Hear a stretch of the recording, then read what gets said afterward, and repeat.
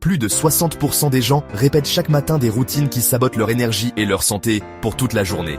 Ces gestes semblent banals, mais les chercheurs montrent qu'ils peuvent impacter ton humeur, ta concentration et même ta santé sur le long terme. Avant de commencer, pense à mettre un like et à t'abonner si tu veux plus de vidéos pédagogiques sur la santé. Merci, ça m'aide énormément. Beaucoup de personnes pensent que sauter le petit déjeuner est une bonne idée, soit pour gagner du temps le matin, soit pour perdre du poids. Mais en réalité, ton corps, et surtout ton cerveau, attendent du carburant après une nuit de jeûne. Résultat, sans apport d'énergie, tu risques de manquer de concentration, de te sentir fatigué ou même irritable dès le début de la journée. Une étude publiée dans Public Health Nutrition a montré que ceux qui sautent régulièrement le petit déjeuner ont 33% plus de risques de développer des problèmes métaboliques.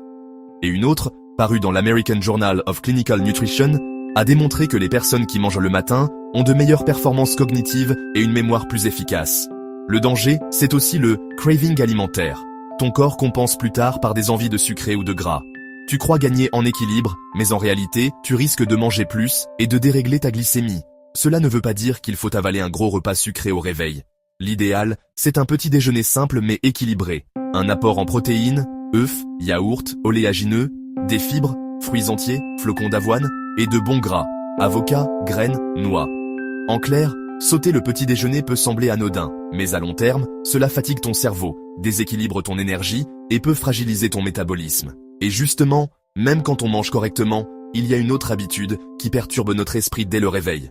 C'est le réflexe d'attraper son téléphone dès qu'on ouvre les yeux. C'est presque devenu un réflexe.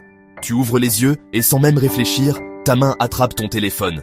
Tu regardes tes mails, tes messages, ou tu fais défiler les réseaux sociaux. À première vue, ça paraît anodin.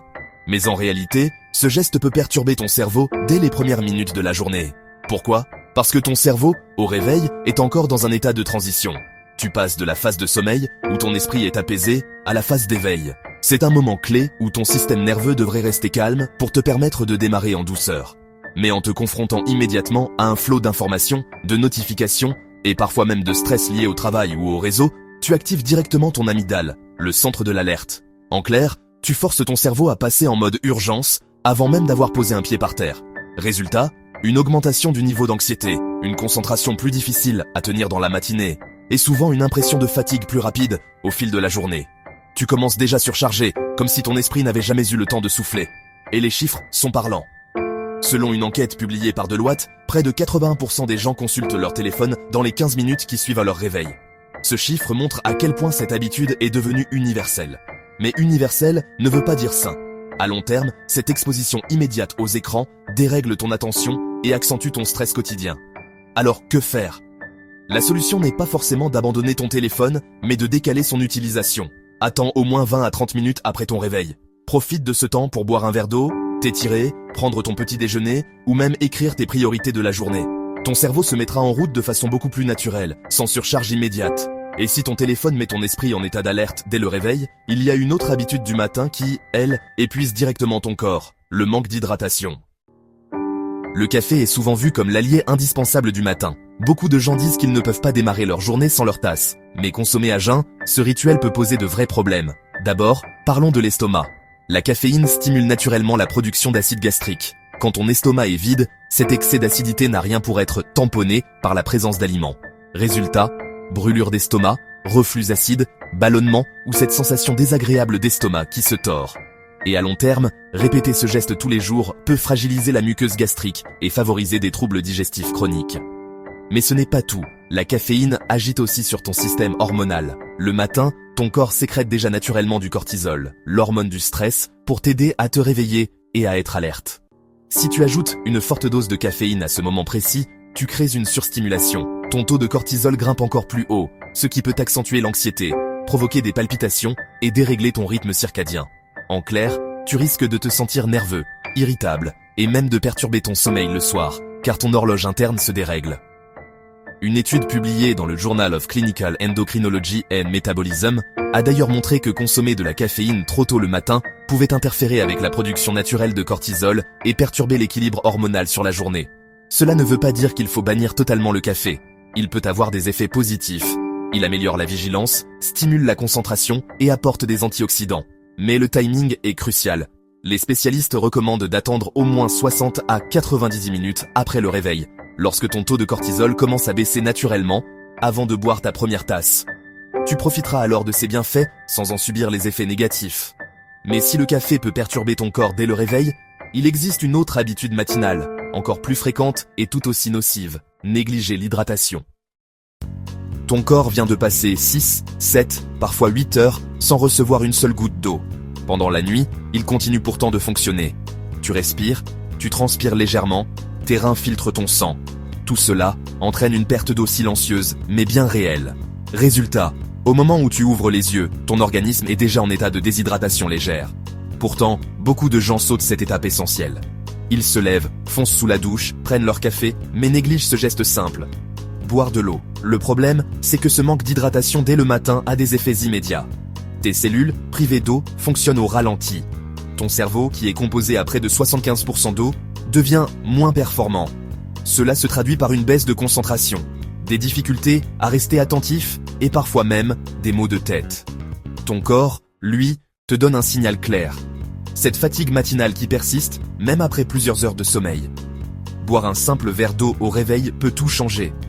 Cela permet de relancer le métabolisme, d'activer la digestion et d'aider ton foie et tes reins à éliminer plus efficacement les toxines accumulées pendant la nuit. C'est un peu comme offrir un redémarrage propre à ton organisme. Une étude publiée dans le Journal of Nutrition a montré que même une déshydratation légère, à peine 1 à 2% de perte d'eau corporelle, suffit à réduire significativement les performances cognitives et à augmenter l'irritabilité. En clair, ignorer ce besoin fondamental te met en difficulté dès le départ. Et contrairement à ce que beaucoup pensent, le café ou le thé ne remplace pas l'eau au réveil. Bien qu'ils contiennent de l'eau, leur effet diurétique léger peut même accentuer la déshydratation si tu n'as pas bu avant. C'est pourquoi commencer ta journée par un grand verre d'eau, avant toute autre boisson, est un geste simple mais incroyablement puissant pour ta santé. Mais si ne pas boire d'eau fragilise ton organisme dès le lever, il existe une autre habitude matinale qui peut être encore plus dommageable, car elle influence directement ton énergie et ta posture pour toute la journée. Négliger le mouvement et rester totalement immobile au réveil. Après une nuit de sommeil, ton corps est resté immobile pendant plusieurs heures. Tes muscles sont au repos, ta circulation sanguine est ralentie, et ton métabolisme fonctionne encore à un rythme bas. Pourtant, beaucoup de gens passent directement de leur lit à leur chaise de bureau ou au volant de leur voiture, sans prendre le temps d'activer leur corps. Le problème, c'est que ce manque de mouvement le matin entretient la somnolence et retarde le passage en mode éveil complet. Ton sang circule plus lentement, ton cerveau reçoit moins d'oxygène, et tu as cette impression de lenteur qui peut durer toute la matinée. Résultat, énergie faible, difficulté de concentration et même baisse d'humeur. À l'inverse, quelques minutes de mouvement suffisent pour transformer ton début de journée. Des étirements simples, une courte marche, quelques exercices légers comme des squats ou des pompes, rien d'extrême, juste assez pour relancer la machine. Cela active la circulation sanguine, réchauffe les muscles, stimule la production d'endorphines et envoie un signal clair à ton cerveau. La journée peut commencer. Les chercheurs confirment cet effet. Une étude publiée dans British Journal of Sports Medicine a montré que pratiquer une activité physique légère le matin améliore la productivité et la concentration tout au long de la journée, tout en réduisant le niveau de stress. Ce n'est pas une question de sport intensif, mais simplement de réveiller ton organisme en douceur. En clair, ton corps n'a pas besoin d'une séance de sport complète dès le saut du lit, mais il a besoin de mouvement. Ignorer ce besoin, c'est un peu comme démarrer ta voiture et la laisser tourner sans bouger. Le moteur fonctionne, mais il n'avance pas. Et si le manque de mouvement peut ralentir ton énergie, il existe une autre habitude matinale, encore plus sournoise, qui agit directement sur ton métabolisme et ta santé sur le long terme. La consommation excessive de sucre dès le matin. Voici sans doute la pire habitude du matin. Le fameux bouton snooze. Il donne l'illusion de pouvoir grappiller quelques minutes de repos supplémentaires. 5 minutes, parfois 10, qui semblent anodines, mais qui en réalité te font plus de mal que de bien. Pourquoi ? Parce qu'à chaque fois que tu rappuies dessus, tu relances ton cycle de sommeil. Sauf qu'un cycle complet dure environ 90 minutes, et non 5 ou 10. Résultat, ton cerveau se remet en phase de sommeil léger ou profond, mais tu l'interromps aussitôt. Au lieu de te reposer davantage, tu perturbes ton rythme biologique et tu ressors encore plus fatigué. C'est ce qu'on appelle l'inertie du sommeil. Concrètement, c'est ce brouillard mental que tu ressens quand tu te réveilles en plein milieu d'un cycle. Cette inertie peut réduire la vigilance, ralentir les réflexes et diminuer la concentration. Certaines études montrent même qu'elle peut durer jusqu'à 4 heures après ton réveil. Autrement dit, une simple pression sur ce bouton peut saboter ton énergie et ton efficacité pour toute ta matinée. Exemple concret. Imagine que tu as un rendez-vous important au travail à 9h. Tu mets ton réveil à 7h, mais tu rappuies 2 fois sur snooze. À 7h20, tu te lèves, mais ton cerveau est encore coincé dans un cycle interrompu. Tu prends ton café, mais tu restes dans le brouillard, avec du mal à te concentrer et une productivité réduite. Tout ça parce que tu as cru gagner 20 minutes de repos. La solution est simple, mais demande un peu de discipline. Choisis une heure réaliste pour ton réveil, et lève-toi dès la première sonnerie. Ton corps s'habituera vite à cette régularité, et tu verras la différence en termes de clarté mentale et d'énergie. En clair, le bouton snooze est un piège déguisé en confort. Il te vole ta vigilance, ton énergie, et parfois même ta bonne humeur.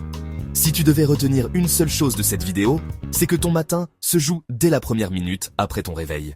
Dis-moi en commentaire, quel est ton pire réflexe du matin? Et si tu as appris quelque chose dans cette vidéo, pense à mettre un like, à t'abonner et à partager cette vidéo à quelqu'un qui en a besoin.